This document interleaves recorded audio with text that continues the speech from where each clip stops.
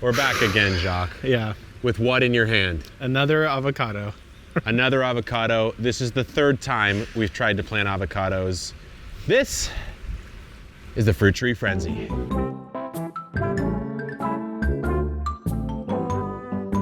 So I got grapes in my hand, Jacques. Actually, I have 4 flame grapes, one of the better varieties to grow in SoCal. Yeah. But you've got avocado, and I've got another one here. If you're a longtime follower, you'll know we tried to plant one over there. Then we put a pond in, we moved them to here. We said a couple prayers, we said a couple chants. Yeah, it didn't work. They didn't hear those prayers. They died real quick. And avocados, notoriously, it's like if they take, they're in.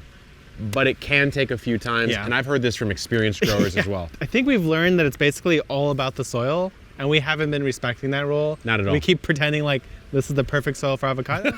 It's not. Here's what we have to do today. We have our grapes, which are gonna go in this area right here, right behind us. The avocados, we're gonna take over to this corner, throw a little height in. There's actually 4 different types of fences and other houses on a slope there. So I think let's block that, right? Let's like block it in, give a little bit of a natural environment.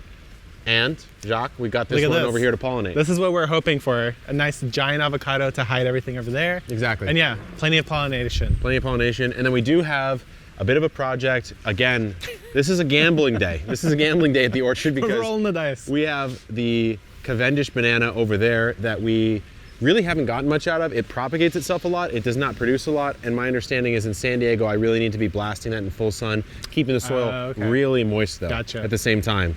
So that's what I think we're missing. Okay. We have that, and a friend sent me a blue Java banana. And that one looks good. I'm gonna try to kind of gild those together, create a little grove, if you will, and see what we can do, honestly. Yeah, because that'd be amazing to get some homegrown bananas. So. And then we got a little treat in the greenhouse that we're gonna get out later, but let's just do the layout. So I've got the Haas, and you got the Fuerte. Yeah, and I got this weird sleeve thing. Yeah. It's like a plastic garbage bag, basically, that's perfectly fit, and it's bottomless. I think that's gonna make transplanting easy. I think it'll be nice. We're doing the same method as before. I don't think our 2-in hole was necessarily the problem. No. I think it was just that we didn't respect the avocado. So this is my thinking on placement, maybe a little further out this way. Why? Because that gives us the opportunity as this grows to kind of wander around on this side, pick avocados from here without having to go over the fence, but still does block the fence. And it depends really on if we let this thing go crazy. I mean, you'll get it'll get huge. Canopy like pretty damn big, but it'll take years to get there. Now, banana. So let's hit the greenhouse. So blue Java. Blue Java's right here. You got the lychee? Yeah, little tropical plant here. So lychee size, I don't really know off the top of my head. I guess 10 to 15 feet. The grapes can be spaced every 6 feet.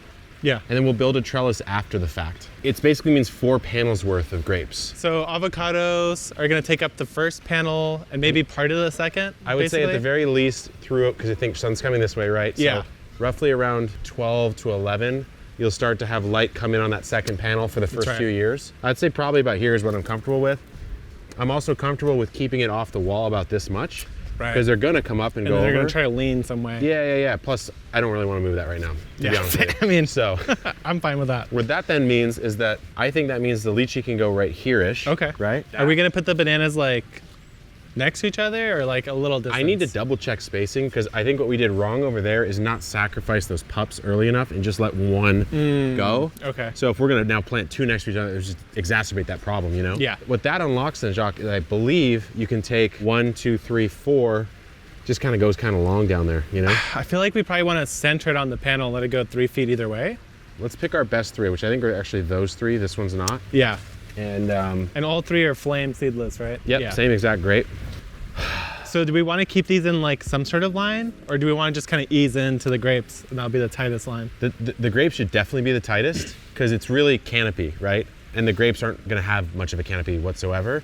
So the grapes can be quite tight to the wall and we can run this pretty tight. To me, this looks pretty solid. Yeah.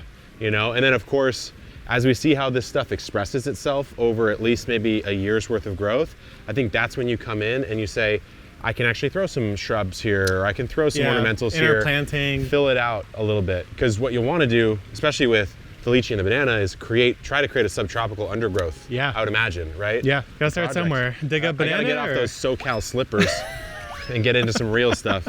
So let's get some shovels, Jacques. All right. We need to make sure we do it right this time. We're still gonna go the 2-in-1 hole. Yep. but we're gonna do a mound about a foot tall, about 3 feet wide. We're gonna build it up with some native soil, but also this topsoil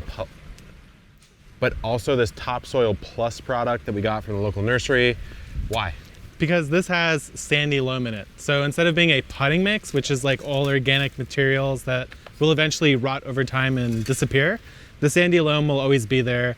So it's not gonna create a huge cavity as the soil ages. And that's really the problem. We wanna make something that's going to last and stick around for the lifetime of the avocado. Yep. So we do need to dig at least somewhat. I would say a decent amount. Because that's pretty deep. This one's deep, and I don't want to break this up at all. I want it to go right in as a slug, you know? I think that's another thing with avocados is that they don't seem to like their roots to be that disturbed.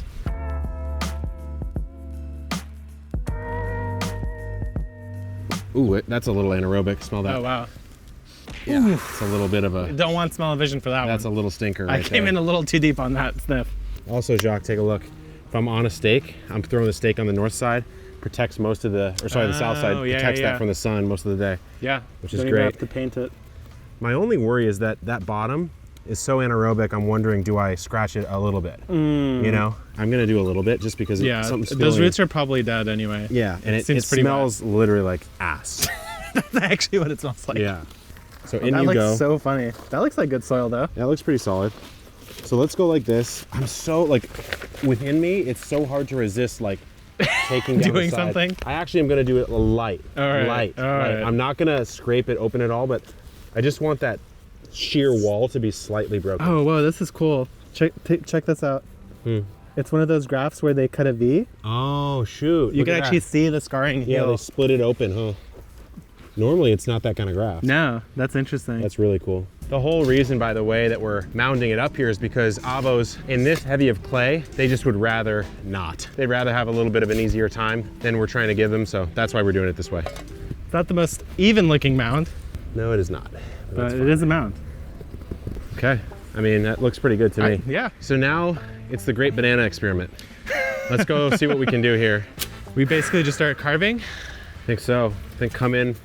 Make like a carve out. I mean, are you hearing some cutting? I'm feeling something. I'm definitely feeling something. All right, should we try? Yeah. Actually, you know what? I'll come on this side because I got more heft on that. All right, so I'm gonna go in at an angle now. Yep. And just pop it. All right. Ooh, okay. Okay. There we go. I mean, that's not even that bad. That was actually pretty easy. All right, now we just got to carry this boy. Here we go. Let's put it offset. All right.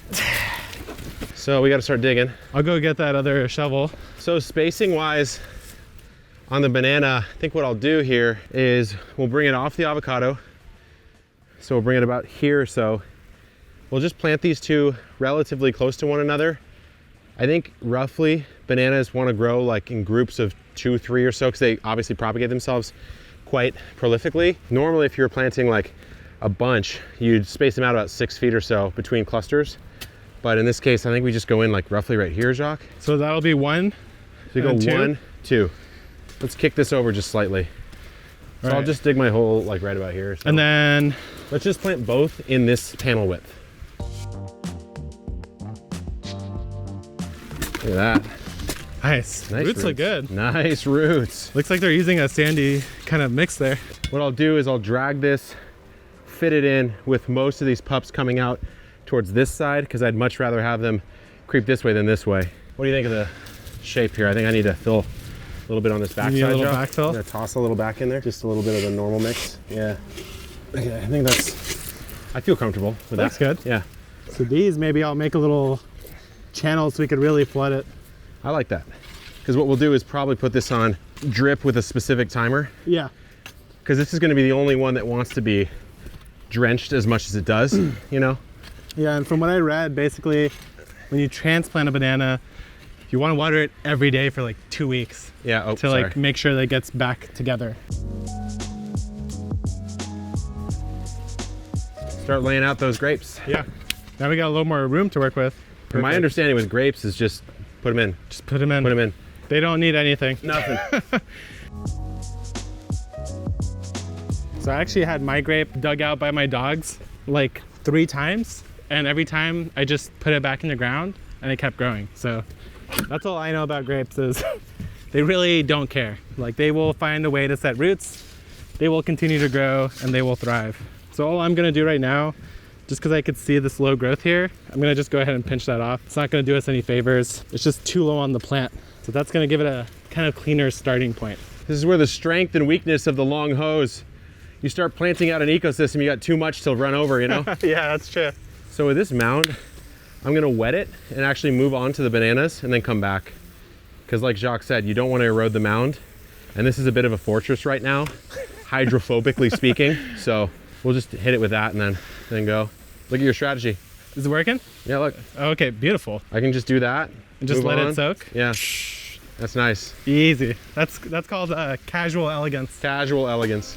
All right, so we'll see how this comes out because like I said, when we bought these, we bought them at the same place and I killed mine because I tried potting it up too early and I forgot that it was an air layer like we were just talking about. So air layers just don't simply have many roots to begin with and they take a while to get going, but ooh, a little bit anaerobic, but there are plenty of roots and it actually looks healthy. The roots aren't dead, they're not brown. So I'm gonna just kind of scrape some of this stuff off. This should actually do really well. And then now I need to go find some soil basically. Chuck, I think we've outdone ourselves today. It looks really good. 4 flame grapes in, trellis to come. Let us know if you have a cool trellis idea against this fence. I'm really curious what you guys think. I personally think I've never been more excited about the bananas than I am now. I know. They're getting sun all day long. They're not blocked off like they would have been over there.